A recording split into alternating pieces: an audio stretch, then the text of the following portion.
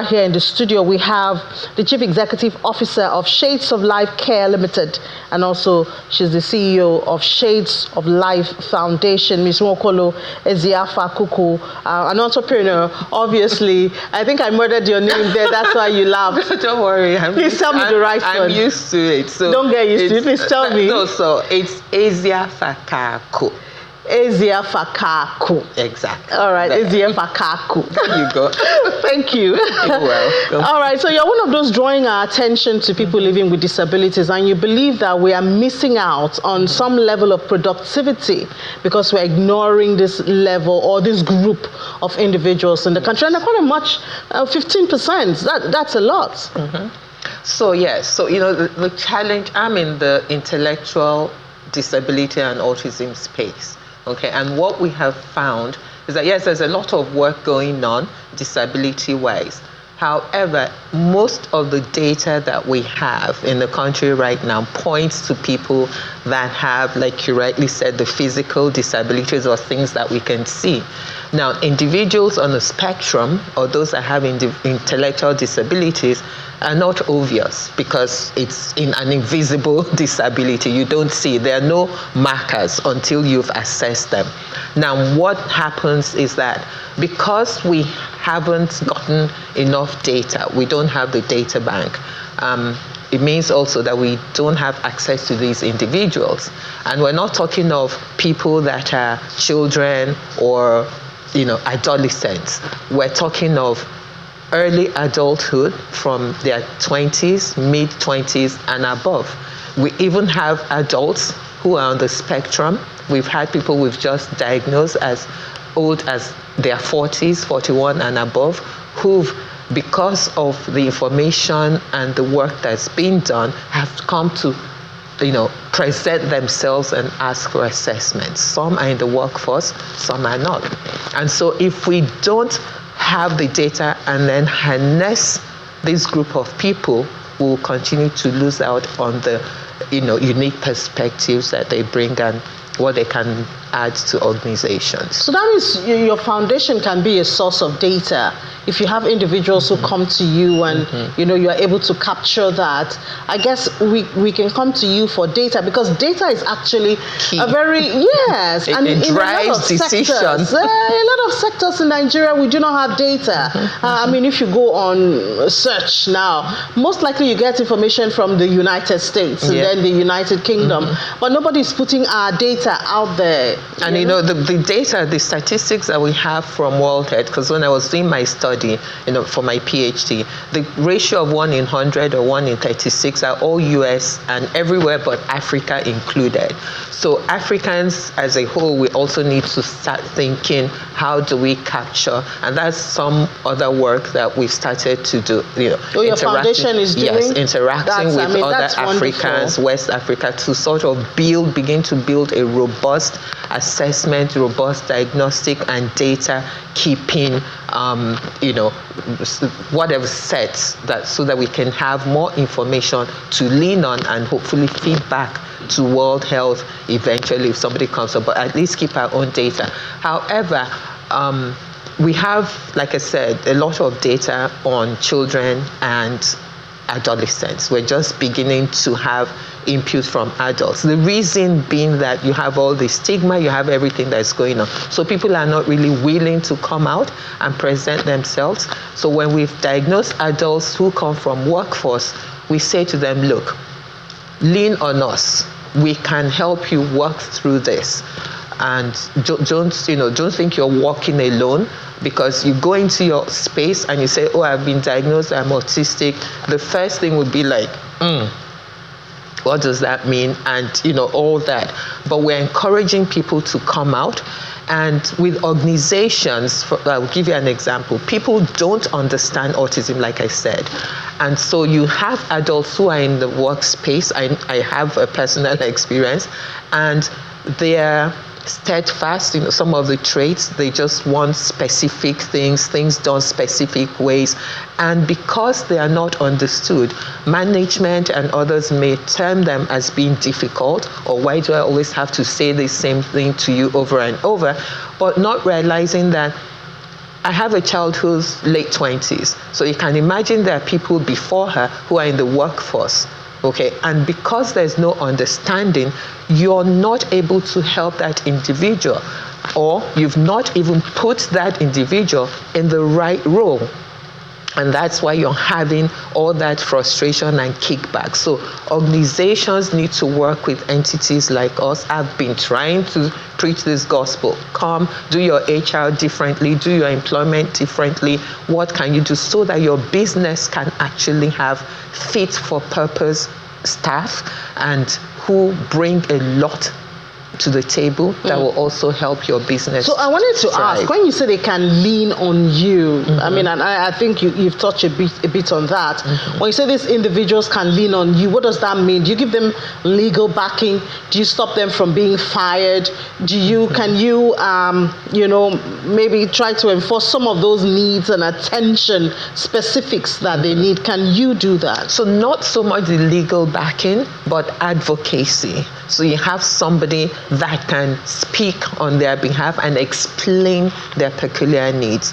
Now, we haven't gotten to the point where we've had put the legal framework together, because I think it's just beyond one individual. We need laws, we need that public-private partnership with the government that would say, okay, this human being or this organization can do this, and then give us lawyers. So basically that framework needs to be thought through.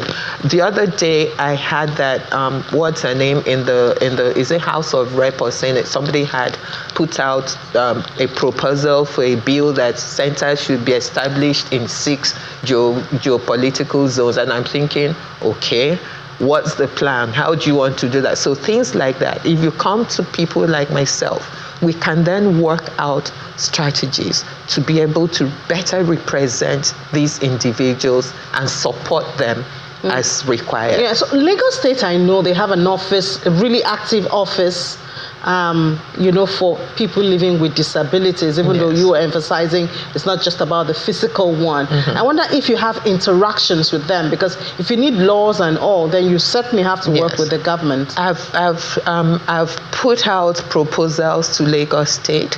What we've been able to do is in the 6 zones, like they call it, we've been able to provide teaching and trainings for teachers and counselors in the secondary school level and also the primary school. But it goes beyond that, like you rightly said. So we're hoping that at some point we'll be able to have that in-way into Lagos State, not just working with disability, but the health, education, and the youth, and they have all these umbrella bodies so we're hoping that somehow we'll get the attention of Lagos State to have more conversations. One time the conversation of incentives to organizations who employ people living with disability was in the horizon, but I don't hear a whole lot about that.